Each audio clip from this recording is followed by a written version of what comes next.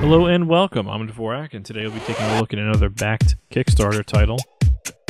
This will be a procedural platformer named Cloudberry Kingdom, and we're lucky enough to see the beta version. I believe this game has been in development for at least a couple of years, at least that's what I remember from their Kickstarter video.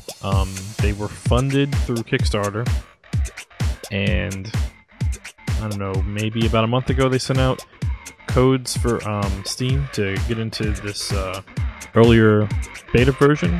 I think they might have updated it a couple times since, but even still I haven't actually played it, so today I just checked it out for the first time, and wow, I just can't believe how incredibly addictive this game is, and honestly, it seems to be a lot farther ahead than what I thought. That's why I didn't really play it in the past. I just, spur of the moment, thought I'd check it out, and I don't know, why don't we go ahead and take a look.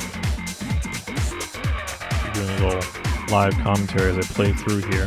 I'll be showing you the Escalation mode today. Just trust me that the other modes are just as crazy and awesome. I just want to, I think the Escalation mode is the most compelling probably to show in a video. So we'll take a look at that.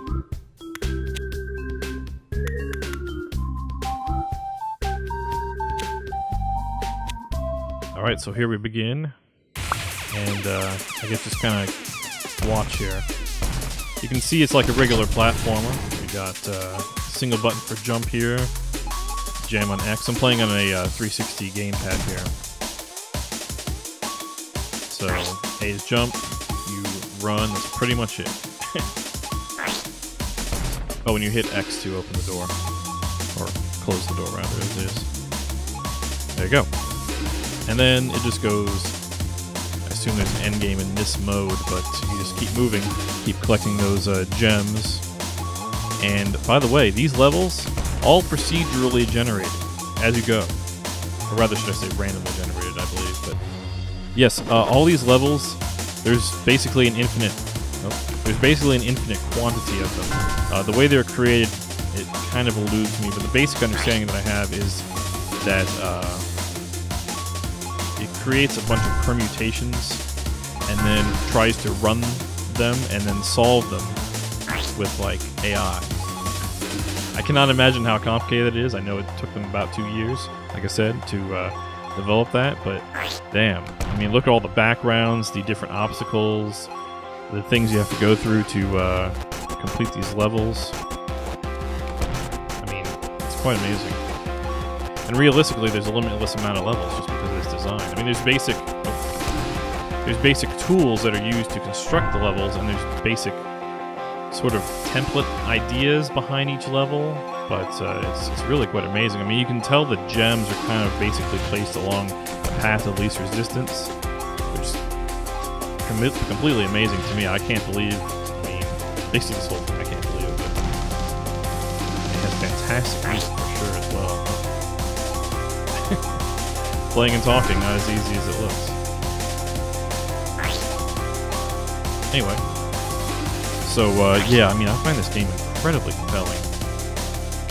I wish it was available to a wider audience yet. Probably a little bit of tweaking I want to do. I'm not exactly sure what, but it seems pretty alright to me as far as bugs go. As you can see, the levels are quite diverse. You know, you got levels where you don't want to fall on the bottom. You got levels where you're avoiding different obstacles. A lot of it's timing based, and not every level is run to the right, jump at the right moment, dodge obstacle. Almost, I'll say that's probably about half the levels, but some of them are you'll have to wait for, like, for example, those lasers, for these floating pads. Oh, these balls here. And you'll notice every time I get 25 gems, I get an extra life.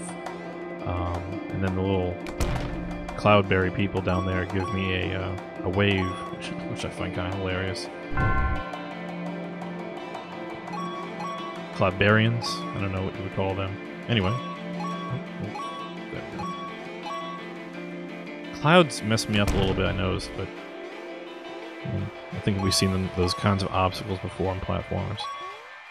There we go.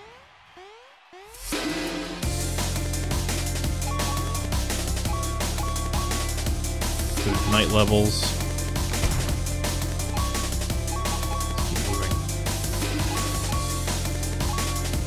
I just love the pace of it, you know? I love how the music kind of combines into it.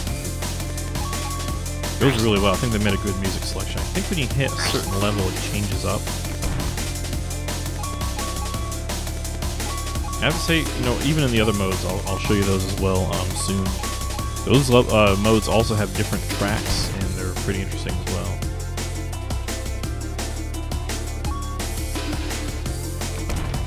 There we go. Oh.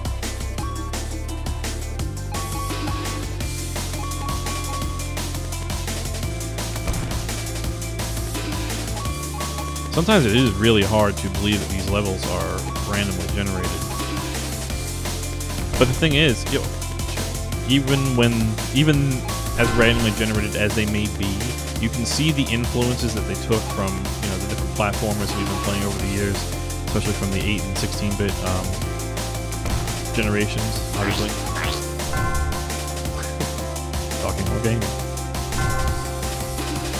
But yeah, you can see you can see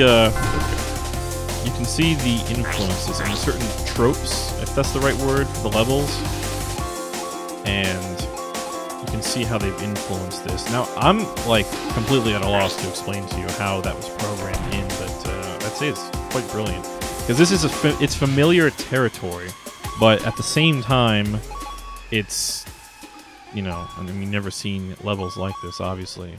And if they've created tech that can randomly generate, you know, Mario and Sonic and, you know, pick your platformer style levels, I mean, it's really quite a feat, considering that most of them were handcrafted and, you know, probably pretty time consuming.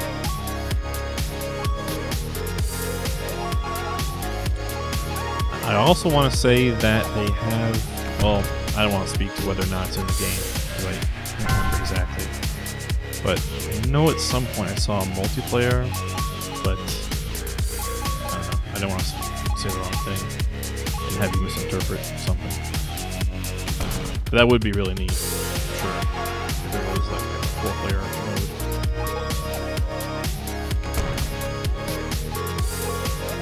I'm really ballsing this up here.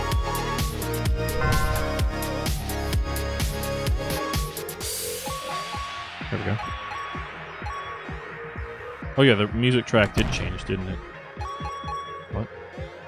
Oh, you can't hit this from underneath. Never actually... There we go. Perfect.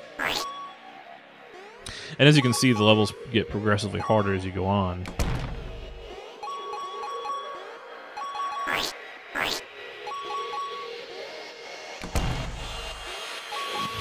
There you go.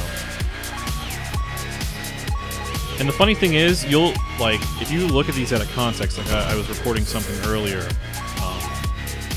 for this game, and I didn't actually end up using the video, just doing a little test record, checking out frame rates and resolutions and stuff. You'll look at these, like a recording, and you'll be like, wow, how the hell did I do that? And I think it's because of how beautifully it ramps up the difficulty as you go along. Like, you'll be like jumping, you know, basic Mario 1-1 type levels. See, I gotta change up there.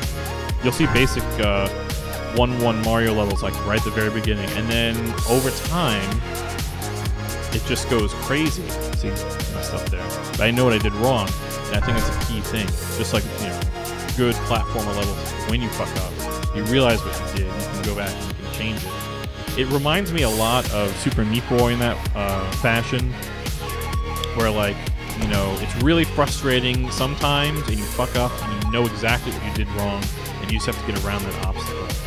But anyway, back to what I was saying. Yeah, the difficulty curve is extremely smooth, and when you get in the zone, you know, you listen to the music, and you're just kind of like staring, playing the game. You get really... Fuck, see? There's something to watch. I'll explain that in a minute.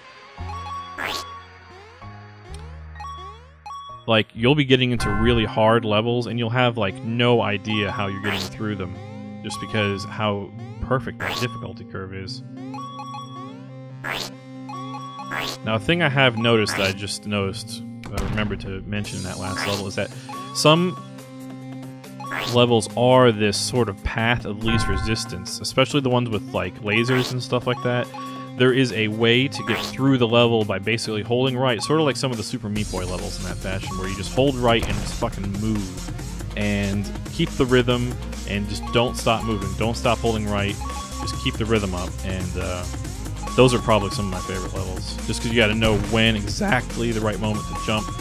You know, if you need to make any corrections to your speed. And basically, yeah, that's it.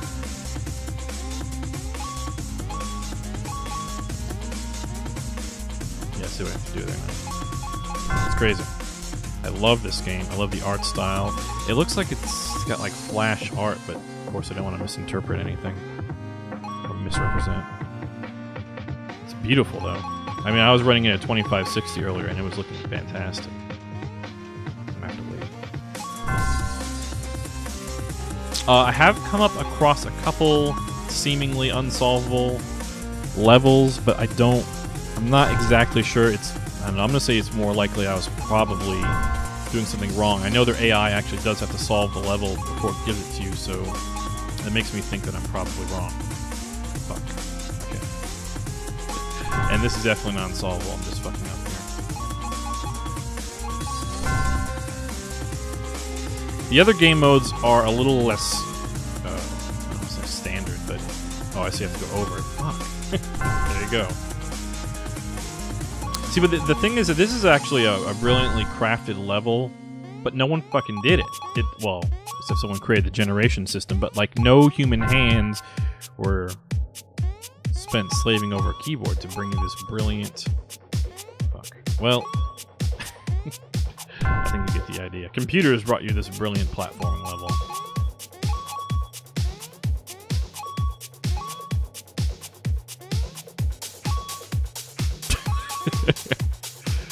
Alright, let's see. This is it. As you can see, I'm a fantastic player at this game. Anyway, I do love it. And I would urge you all to check it out. I don't know the exact state of when it is going retail, but it should be coming out soon, just judging by the way it looks. You know, look for it the next amount of time. I don't really want to put a window on something that I don't know, but definitely look for it soon. It's fantastic, and I highly recommend it. I will be bringing you a couple videos of the other game modes, Hero Rush 2, Time Crisis. I think is extremely exciting. Hero Rush and Hero Rush 2 are sort of like a remix. Different attributes your character has, different attributes the world has, and it's very interesting. Even some sequences with a little bit of a shooter element, which is bizarre, like shooter controls. And Hero Factory will let you go ahead and customize the way that your character operates. These come from... Well, these you'll see more in the Hero Rush modes.